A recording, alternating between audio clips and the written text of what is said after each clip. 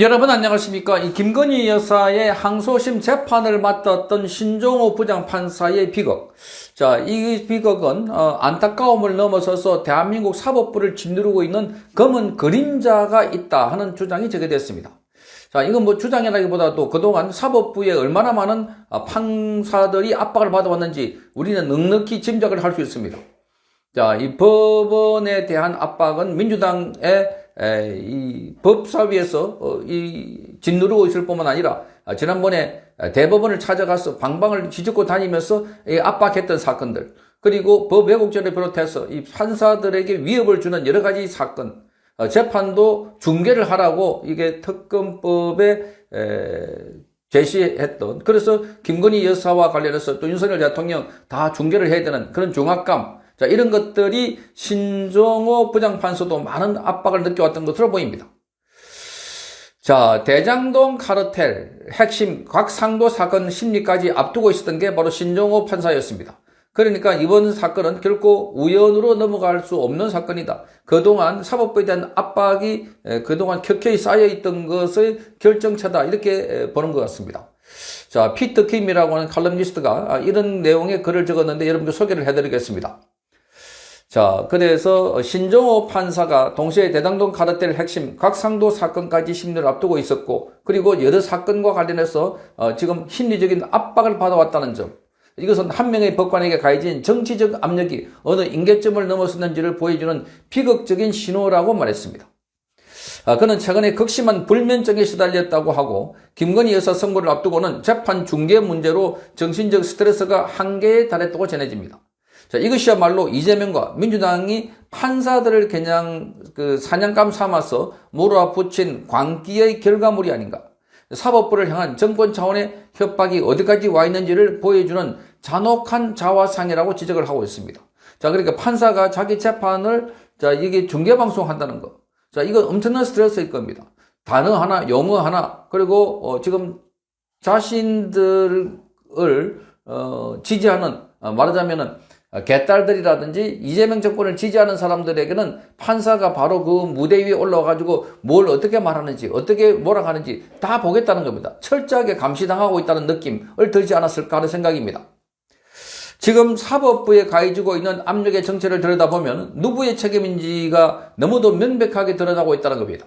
민주당이 내란 지도부라는 듣도 보도 못한 계보를 만들어서 윤석열 대통령 관련 8개 재판과 김용현 장관 재판, 그리고 군 지휘관들 재판까지 한 곳에 몰아넣고는 봉쇄해버렸던 바람에 정작 남은 판사들의 어깨 위에는 김건희 여사 항소심과 대장동 곽상도 사건 같은 예민하고 민감한 재판들이 전국민 생중계라는 무대 위에서 판결해야 하는 판이 만들어진 겁니다.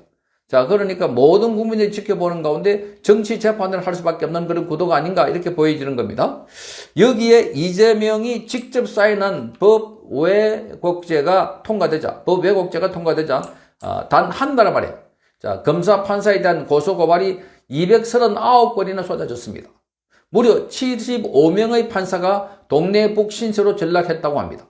이 정도 환경이라면 헌법과 양심을 지키려는 살아있는 법관이 정상적으로 판결할 수 있는 사법체계 자체가 무너진 것이라고 볼 수밖에 없습니다. 자, 신종호 판사의 판례를 한 줄 한 줄 추적해보면 그가 어떤 인물이었는지 분명히 보인다고 합니다. 그는 이명박 전 대통령의 친인척의 행정소송에서 원고 승소 판결을 했고, 그리고 문재인 정권의 탈북민 강제 북송 사건에서는 인권위 진정 각하 처분이 부적절하다고 판단했던 인물로서 적어도 악성 좌파 판사는 결코 아니다 하는 것을 알 수가 있습니다. 오히려 양심을 가진 상식적인 법관에 가까웠다는 겁니다. 바로 그런 결을 가진 판사였기 때문에 1심에서 무죄가 나온 도이치모터스 사건을 2심에서 징역 4년 유죄로 몰아가야 했던 그 압박감을 자신의 양심으로는 견디기 어려우실 것이다 하는 합리적인 의심이 드는 겁니다. 그러니까 김건희 여사와 관련된 재판에서 더 중형을 선고해야 된다는 심리적인 압박을 받아왔을 것이라는 추측입니다. 개딸들은 댓글창에서 판사를 AI로 바꾸라느니 또 무기징역을 선고하라니 하면서 입에 담기 힘든 인신공격을 퍼부었습니다. 민주당은 법 왜곡죄와 국정조사라는 칼을 휘두르면서 판사들을 협박해 왔다고 하니까 이 죽음의 판에서 이재명과 민주당의 검은 그림자를 지우는 일은 누구도 할 수 없었을 것입니다. 이번 사건은 단 한 명의 비극으로 끝날 사안이 결코 아닙니다. 이는 대한민국 사법부 전체가 정권 앞에 무릎을 꿇기 직전의 마지막 몸부림이기 때문입니다. 민중기 특검에서는 양평 공무원이 심리적 압박을 견디지 못하고 비극적인 결말을 맞이했고, 이번에는 현직 부장판사가 비슷한 길을 같이 간 겁니다. 헌법과 삼권분립을 수호해야 할 최후의 보루인 법관마저 정권의 칼날 앞에서 이렇게 무너지고 있다면 이 나라는 이미 법치국가의 기능을 상실한 것이나 다름없다, 이렇게 적고 있습니다. 자연사든 스스로의 선택이든 어떤 방향으로 결론이 나더라도 그 배후의 도살인 이재명과 민주당의 검찰 사법부 길들이기라는 거대한 폭력 구조는 결코 면제가 될 수 없다는 점입니다. 답은 명확하고 단순합니다. 범죄단체 숙의 이재명과 그를 둘러싼 졸개들로 구성된 이 정권을 끝장내지 않는 한 제2의 신종호, 제3의 신종호는 반드시 줄을 이어 나타날 수밖에 없다고 지적합니다. 이것은 협박이 아니라 이미 시작된 비극의 현실이라는 겁니다.